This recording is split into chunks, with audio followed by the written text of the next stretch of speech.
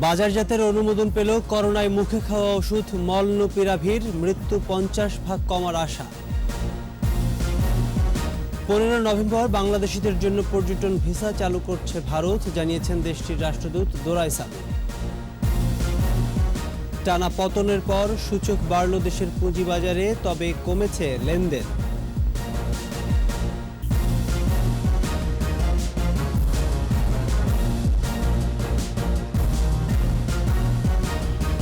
শুনছিলেন first security ইসলামী bank limited সংবাদ শিরোনাম।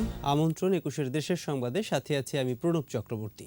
দর্শক, 21 টেলিভিশনের সংবাদ একই সাথে সরাসরি দেখতে পাবেন আমাদের ফেসবুক পেজ www.facebook.com/2124 অনলাইনে। করোনা প্রতিরোধে মুখে খাওয়ার ওষুধ মলনুপিরাভির জরুরি বাজারজাতকরণে অনুমোদন পেল দেশের দুটি ওষুধ প্রস্তুতকারী কোম্পানি। ওষুধ প্রশাসন অধিদপ্তরের কাছে অনুমোদন চেয়েছে আরও 8 কোম্পানি। অধিদপ্তরের মহাপরিচালক জানিয়েছেন, করোনায় মৃত্যু হাসপাতালে ভর্তি 50% কমিয়ে আনে মলনুপিরাভির। প্রতি পিসের দাম পড়বে 50 টাকা। স্মৃতিমণ্ডলের রিপোর্ট। মলনুপিরাভির করোনা প্রতিরোধে মুখে খাওয়ার প্রথম ওষুধ। যুক্তরাষ্ট্রের ওষুধ কোম্পানি মার্ক ও রিজবেক বায়োথেরাপিউটিক যৌথভাবে তৈরি করেছে ওষুধটি। যুক্তরাজ্যের ওষুধ নিয়ন্ত্রণকারী প্রতিষ্ঠান মলনুপিরাভির ব্যবহারে এরই মধ্যে অনুমোদন দিয়েছে। দ্বিতীয় দেশ হিসেবে বাংলাদেশে মলনুপিরাভির জরুরি ব্যবহারে অনুমোদন দিল ওষুধ প্রশাসন অধিদপ্তর। দুপুরে সংবাদ সম্মেলনে প্রতিষ্ঠানটির মহাপরিচালক জানান, মলনুপিরাভির বাজারজাতকরণে বেক্সিমকো এবং এসকেএফকে অনুমোদন দেয়া হয়েছে। আরও 8টি কোম্পানির আবেদন পর্যালোচনা চলছে। আমাদের ল্যাবরেটরি ডিটেইল যেটা আছে সেখানে কিন্তু টেস্ট হয়েছে। টেস্টে এটা পজিটিভ ভালো রেজাল্ট পাওয়াতেই আমরা আমাদের দেশে অ্যাপ্রুভাল দিয়েছি। বেক্সিমকো ফার্মাসিউটিক্যালস এবং এসকেএফ ছাড়াও square pharmaceuticals, Incepta pharmaceuticals, Beacon pharmaceuticals, Acme, Renata health care এবং জেনারেল ফার্মাসিউটিক্যালস তারা এখন পর্যন্ত আমাদের কাছে অ্যাপ্রোচ করেছে।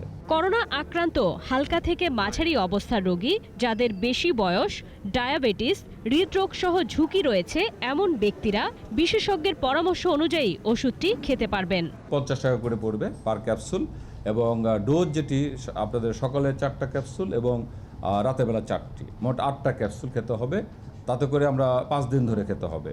নিজে নিজে কোনো ওষুধই খাওয়া উচিত নয়, আর এই মলনুপিরাভির তো নয়। সংবাদ সম্মেলন থেকে জানানো হয়, 18 বছরের নিচে কাউকে মলনুপিরাভির দেয়া যাবে না। এটি টিকার বিকল্পও নয়। তবে করোনায় মৃত্যু এবং হাসপাতালে ভর্তি 50% কমিয়ে আনে ওষুধটি। আর ডেথ এবং হসপিটাল অ্যাডমিশন এটি 50% কমাতে পারে। স্মৃতিমণ্ডল, 21 টেলিভিশন, ঢাকা। এদিকে করোনায় 24 ঘন্টায় আরও 3 জনের মৃত্যু হয়েছে। ঢাকা ও চট্টগ্রাম বিভাগ ছাড়া 6 বিভাগে করোনায় মৃত্যু হয়নি। মোট মৃত্যু 27,904। স্বাস্থ্য অধিদপ্তরের তথ্য বলছে, ঢাকা বিভাগে শনাক্ত রোগীর সংখ্যা সবচেয়ে বেশি, 146 জন। এর মধ্যে ঢাকা মহানগরীতেই 125 জন। চট্টগ্রাম বিভাগে 23, রাজশাহী বিভাগে 16, রংপুর বিভাগে 6, খুলনা বিভাগে 5, সিলেট ও ময়মনসিংহ বিভাগে 4 জন করে এবং বরিশাল বিভাগে 2 জন শনাক্ত হয়েছে। পরীক্ষা বিপরীতে দৈনিক সংক্রমণ হার কমে হয়েছে 1.18%। এ মাসে 3 থেকে 3.5 কোটি ডোজ টিকা দেয়া হবে বলে জানিয়েছেন স্বাস্থ্য সেবা বিভাগের সিনিয়র সচিব লোকমান হোসেন মিয়া। সকালে সচিবালয়ে বাংলাদেশ রেড ক্রিসেন্ট সোসাইটির দেয়া 2 লাখ ডোজ ভ্যাকসিন গ্রহণ শেষে সাংবাদিকদের কথা বলেন তিনি জানান, চলতি বছরের ডিসেম্বরের মধ্যে 50% এবং আগামী বছরের মার্চের মধ্যে 80% মানুষকে টিকার আওতায় আনা হবে। এরই মধ্যে 28 কোটি টিকা প্রাপ্তি নিশ্চিত হয়েছে বলেও জানিয়েছেন তিনি।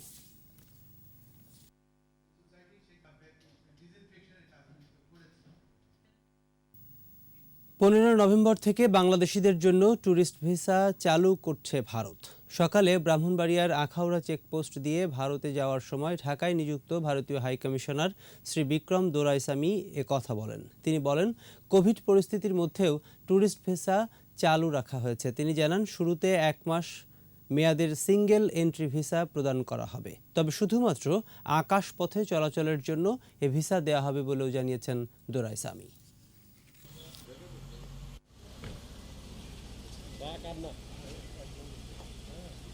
The idea is we restart slowly, and hopefully soon, if things work well, we'll be able to restart by road and by rail. But we want French to be able to travel more easily again. So that's why 15 system. 50.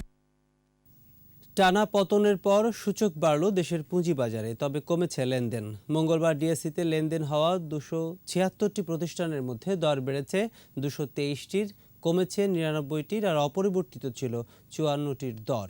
ডিএসইর প্রধান সূচক DSE x 68 point বেড়ে উঠে আসে 6,868 পয়েন্টে। আর দিন শেষে ডিএসইতে লেনদেনের পরিমাণ দাঁড়ায় 1,007 কোটি 75 লাখ টাকা। সূচক বেড়েছে অপর স্টক এক্সচেঞ্জ সিএসইতেও। লেনদেন হয়েছে 23 কোটি 77 লাখ টাকার শেয়ার মিউচুয়াল ফান্ড।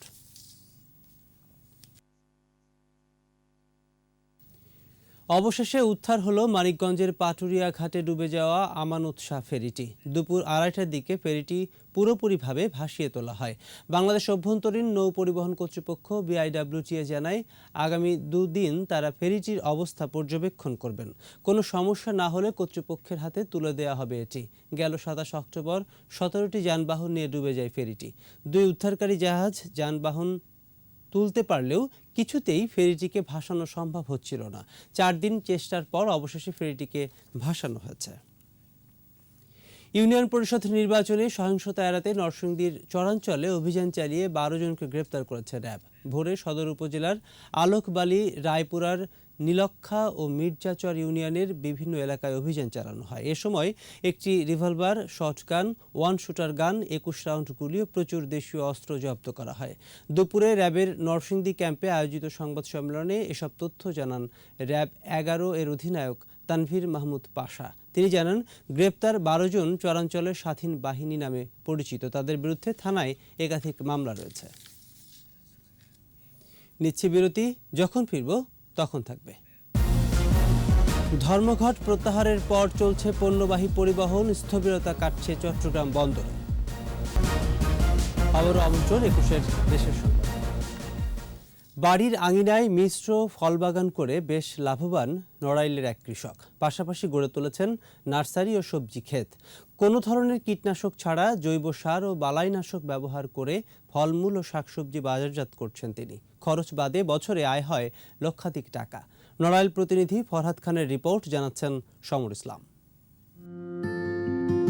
বিভিন্ন জাতের মাল্টা, কমলা, আনারস, ড্রাগন, ডালিম, পেয়ারা, আমড়া সহ গাছে গাছে ঝুলছে হরেক রকম ফল। রয়েছে দুর্লভ ট্যাং আর স্ট্রবেরিও। কালিয়া পৌরসভার গোবিন্দনগরের বাসিন্দা আবুল হোসেনের বাড়ির আশপাশের দৃশ্য এটি। প্রথম দিকে শুধু নার্সারি দিয়ে শুরু করলেও এখন করেছেন মিশ্র ফলবাগান। তাকে সহযোগিতা করেন স্ত্রী ও সন্তানরা। প্রায় 130 প্রজাতির ফলমূল ও নার্সারির চারা রয়েছে এখানে। মানুষকে কিভাবে নিরাপদ ফল উৎপাদন করে খাওয়াতে পারবো, এই জন্য জৈব পদ্ধতিতে জৈব বালাইনাশক ব্যবহার করে আমি নিরাপদ ফল উৎপাদন করার উদ্দেশ্যেই আমার এই বাগান করা। পড়ালেখার পাশাপাশি বাবাকে কাজে সহযোগিতা করি। বাবুল হোসেনের এই ব্যতিক্রমী বাগান দেখে অনুপ্রাণিত এলাকাবাসী। এটা দেখে আমি এখন আশা করতেছি যে আমি ভবিষ্যতে আমার এলাকায়ও আমি এরকম একটা নার্সারি করব। আমরা এই কাকার বাগানে আসি, অনেক ফল, বন্ধু বান্ধবরা আসে। বাড়ির আঙিনায় মিশ্র বাগান গড়ে আর্থিক সচ্ছলতা আনা সম্ভব বলছে কৃষি বিভাগ। তার বাগানে বিভিন্ন ধরনের ফলফলাদির গাছ আছে, যেটাকে আমরা অনেকটা মিনি জামপ্লাজমের মতো আমরা বলে থাকি, এবং সাথে সাথে সেই এখান থেকে বিভিন্ন ধরনের কলমের মাধ্যমে চারা উৎপাদন করছে এবং এই চারাটা অত্র এলাকার কৃষকের মাঝে ছড়িয়ে দিচ্ছে। যাদের বাড়ির আশপাশে পতিত জায়গা রয়েছে তারা সুযোগটি কাজে লাগাতে পারেন, এমন পরামর্শ কৃষি বিভাগের। সমর ইসলাম, 21 টেলিভিশন। বাগেরহাটের রামপালে আলমগীর হোসেন হত্যা মামলায় স্বামী স্ত্রী যাবজ্জীবন কারাদণ্ডের আদেশ দিয়েছেন আদালত। দুপুরে বাগেরহাটের অতিরিক্ত দায়রা ও জজ আদালতের বিচারক তপন রায় এই আদেশ দেন। একই সঙ্গে দণ্ডপ্রাপ্তদের 10,000 টাকা জরিমানা, অনাদায়ে আরও 6 মাসের সশ্রম কারাদণ্ডের নির্দেশ দেন। রায় ঘোষণার সময় দণ্ডপ্রাপ্ত সিরাজুল ইসলাম মিয়া আদালতে উপস্থিত থাকলেও তার স্ত্রী সাবিনা বেগম পলাতক রয়েছেন। সিরাজুল ইসলামের বাড়ি ঝিনাইদহ জেলার মহেশপুর উপজেলার যোগীদহ গ্রামে। 2016 সালে আলমগীর হোসেনকে কৌশলে ডেকে নিয়ে সিরাজুল ইসলাম ও সাবিনা বেগম শ্বাসরোধ করে হত্যা করেন। রংপুরের মিঠাপুকুরে বাসে পেট্রোল বোমা হামলায় শিশুসহ 7 জনকে জীবন্ত পুড়িয়ে হত্যা মামলার পলাতক আসামি জামাত নেতা ফারুক হোসেনকে কারাগারে পাঠিয়েছে আদালত। দুপুরে সিনিয়র জুডিশিয়াল ম্যাজিস্ট্রেট মিঠাপুকুর আমলি আদালতে হাজির করা হলে তাকে কারাগারে পাঠানোর আদেশ দেন। এর আগে কঠোর নিরাপত্তায় ফারুক হোসেনকে আদালতে নিয়ে আসে পুলিশ। পুলিশ জানায় 2014 সালে চলন্ত বাসে আগুন দিয়ে 7 জনকে পুড়িয়ে হত্যা মামলার অন্যতম আসামি ফারুক হোসেন ঘটনার পর থেকে দীর্ঘ 8 বছর ধরে পলাতক ছিল। তার বিরুদ্ধে চার্জশিট দাখিলের পর গ্রেপ্তারি পরোয়ানা ও মামলার ক্রোকের আদেশ দেন আদালত। তার বিরুদ্ধে নাশকতা সহ মোট 8টি মামলা রয়েছে। এবার আমাদের বিশেষ আয়োজন আমার বাংলা।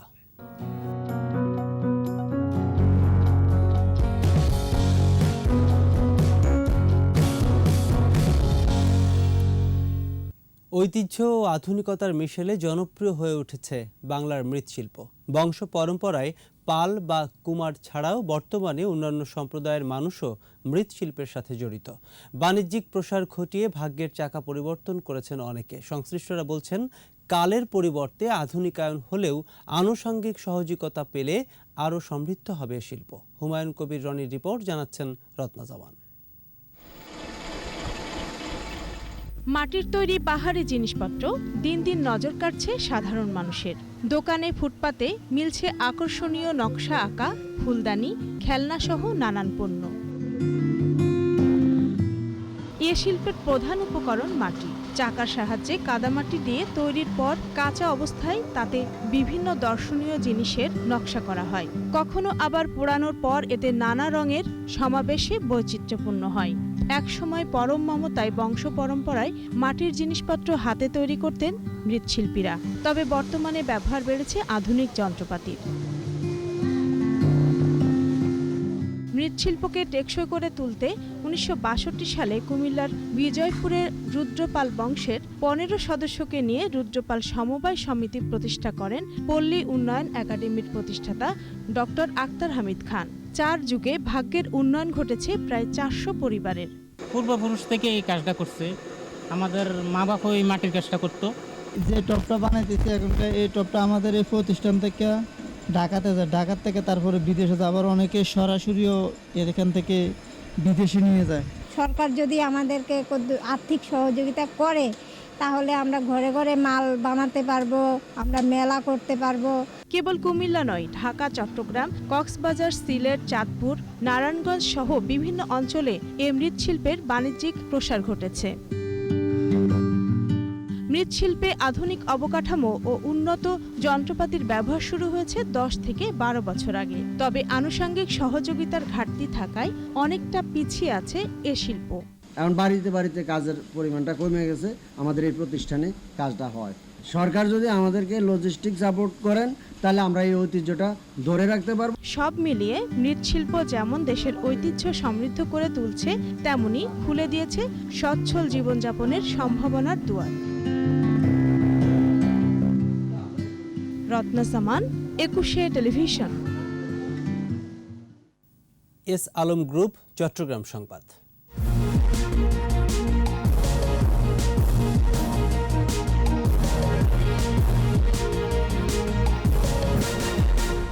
এটি সর্বাধুনিক প্রযুক্তিতে পরিশোধিত এবং শতভাগ কোলেস্টেরল ফ্রি। খাবো, এস আলম সয়াবিন তেল, ন্যায্য দামে সেরা ভোজ্য তেল। ধর্মঘট প্রত্যাহার হওয়ায় চলছে পণ্যবাহী পরিবহন, আর এতে সচল হতে শুরু করেছে চট্টগ্রাম বন্দর। 4 দিন পর সকাল থেকে শুরু হয়েছে পণ্য বোঝাই ট্রাক, কাভার্ড ভ্যান ও কন্টেইনারবাহী লরি চলাচল, আর এতে স্থবিরতা কাটছে চট্টগ্রাম বন্দরে। জ্বালানি তেলের দাম বাড়ার প্রতিবাদে শুক্রবার থেকে পরিবহন ধর্মঘট ডাকে মালিক ও শ্রমিক পক্ষ। কর্মকর্তারা জানান, প্রথম দিন বন্দরে পণ্য আনা নেয়া অনেকটা স্বাভাবিক থাকলেও শনিবার থেকে পুরোপুরি স্থবির হয়ে যায় বন্দর। সোমবার পর্যন্ত চলে অবস্থা। এতে রপ্তানি পণ্যের কন্টেইনার যথাসময়ে বন্দরে পৌঁছাতে ব্যর্থ হয়। ধারণ ক্ষমতা ও পরিকল্পনার চেয়ে কম কন্টেইনার নিয়েই বন্দর ছাড়ে বেশ কয়েকটি জাহাজ। চট্টগ্রামের হালি শহরের গোডাউন বাজারে আগুনে পুড়ে গেছে প্রায় অর্ধশত দোকান। ফায়ার সার্ভিস জানায় সকাল ৯টার দিকে এ ঘটনা ঘটে।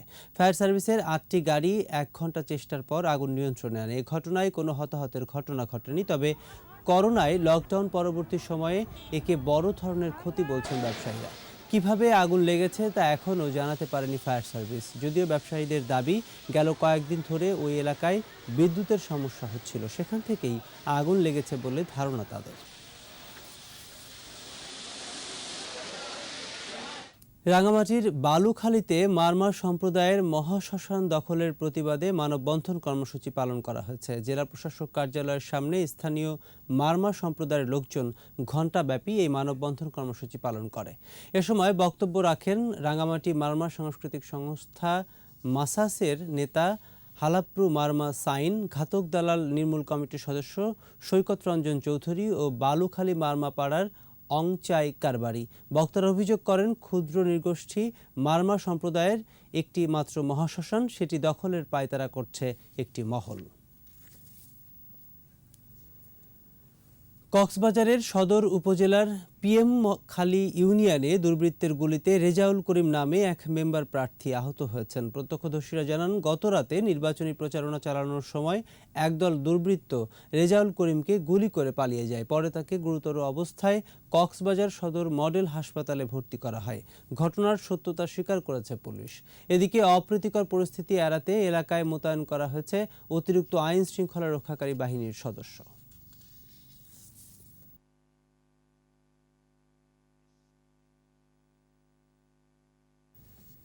এরই সাথে শেষ করছি ২১ দেশের সংবাদ। তবে যাবার আগে ফার্স্ট সিকিউরিটি ইসলামী ব্যাংক লিমিটেড সংবাদ শিরোনামগুলো আরও একবার। বাজারজাতের অনুমোদন পেল করোনায় মুখে খাওয়া ওষুধ মলনুপিরাভির, মৃত্যু ৫০% কমার আশা।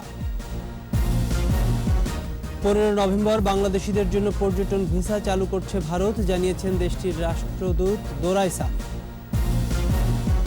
টানা পতনের পর সূচক বাড়ল দেশের পুঁজিবাজারে, তবে কমেছে লেনদেন।